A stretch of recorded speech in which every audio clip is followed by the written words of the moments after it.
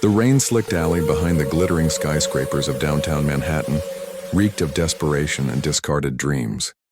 Elena Vasquez, the iron-fisted CEO of Apex Innovations, clutched her Louis Vuitton briefcase like a shield. Her designer heels splintered from the fall.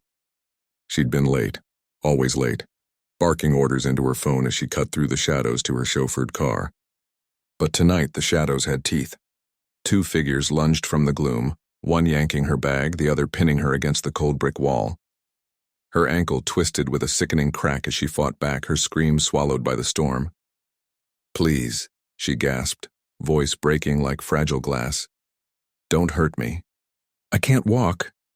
The words tumbled out raw and unbidden from a woman who commanded boardrooms and billions. Fear clawed at her throat, stripping away the armor of power suits and corner offices. She was just Elena now, small, soaked, and utterly alone. The larger assailant paused, his fist hovering mid-swing, eyes narrowing at her plea. But before he could decide, a new voice cut through the downpour like a lifeline. "Hey, get off her!" It was deep, steady, laced with the quiet authority of someone who'd faced worse than rain and regret. The muggers spun toward the sound. There, emerging from the alley's mouth, stood Jack Harlan, a single dad in faded jeans and a threadbare jacket, his grocery bags forgotten on the wet pavement. His face was etched with the weariness of 3 a.m. feedings and playground promises kept alone, but his stance was unyielding, like an oak in a gale. He'd been heading home from the corner bodega, little Mia's favorite strawberry yogurt in hand, when the muffled cries pulled him in. No hero complex, just the bone-deep instinct to protect what was fragile. The intruders sized him up, unimpressed, and one snarled, "Mind your business, old man." But Jack didn't flinch. He stepped closer, hands raised not in surrender but in a father's calm resolve. "Walk away now, before this gets messier than it needs to." Something in his eyes, the unflinching kindness beneath the steel, made them hesitate. Cursing under their breath, they bolted into the night, leaving Elena crumpled against the wall, her breath coming in ragged sobs. Jack knelt beside her, rain dripping from his dark curls. "Ma'am, you okay? That ankle looks bad." He shrugged off his jacket, draping it over her shivering shoulders without a second thought.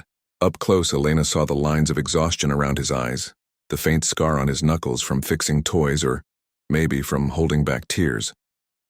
He wasn't her type of rescuer. No security detail, no polished edges. Just a man with calloused hands and a warmth that cut through the chill. I can't move," she whispered, hating the vulnerability in her voice. Seagulls didn't beg strangers for help. But pain shot up her leg like fire, and the city lights blurred through her tears. "Call an ambulance, please." He nodded, pulling out a battered phone. "On it, but first let's get you somewhere dry. My truck's just around the corner." Before she could protest, he scooped her up with surprising gentleness, her briefcase tucked under his arm like it was his own. Elena stiffened, accustomed to giving orders, not being carried like a child, but his hold was steady, unassuming.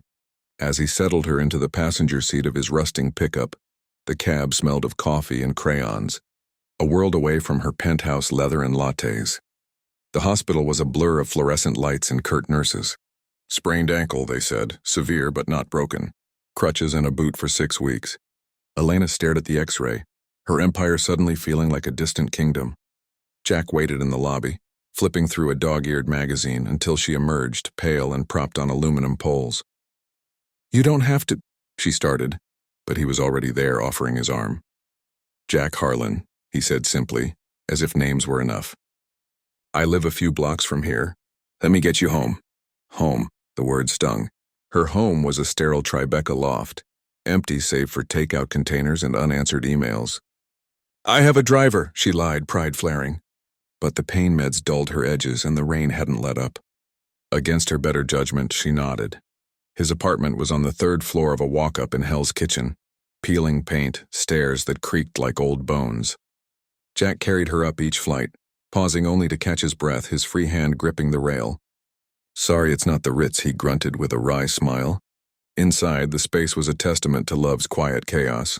Toys scattered like confetti, a half-finished puzzle on the coffee table, and crayon drawings taped to the fridge. A photo caught her eye, Jack with a giggling girl of 5, gap-toothed and radiant, her tiny hand in his. "Mia's at her grandma's tonight," he explained, easing Elena onto the worn couch. "Lucky for us." She's a whirlwind. He brewed tea, chamomile from a tin that looked well-loved, and propped her foot on pillows scavenged from a closet. No fuss, no fanfare, just care, doled out like it was the most natural thing in the world. Elena sipped the tea, watching him move with efficient grace. "Why are you doing this?" "You don't know me." Her voice was sharper than intended, a CEO's reflex to probe weaknesses. Jack shrugged, settling into an armchair across from her. "Saw someone who needed help. That's it." He paused, rubbing the back of his neck. "Lost my wife 3 years back, cancer. Mia was too. Nights like this, when the world's kicking you while you're down, you just show up for each other.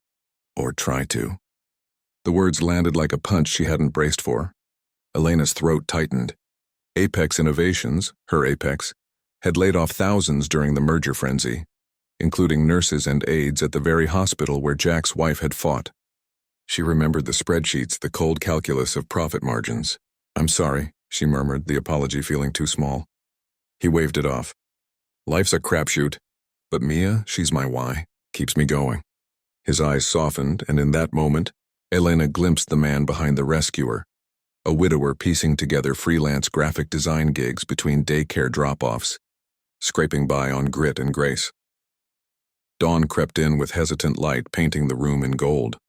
Elena's phone buzzed incessantly, missed calls from her executive assistant, board members demanding updates on the Tokyo deal. She silenced it, the weight of her world pressing down. But here in this humble chaos, something shifted.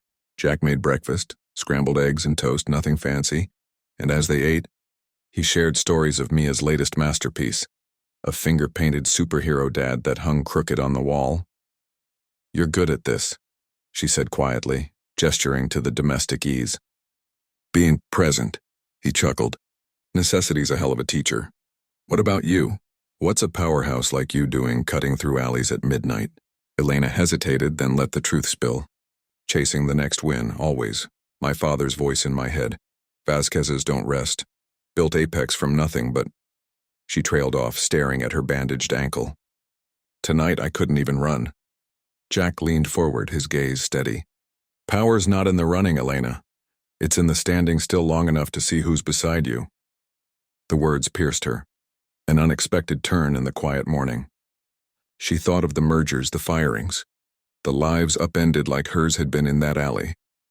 And then, the realization hit like sunlight through clouds. Jack's freelance work.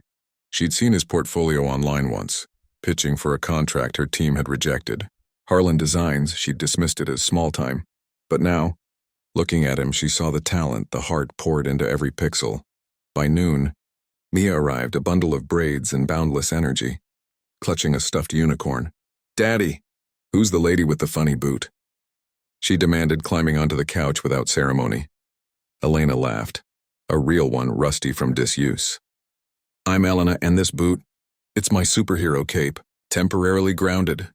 Mia beamed, pressing the unicorn into her hands. "Unicorns fix everything. Mommy said so." The child's innocence cracked something deep in Elena's chest.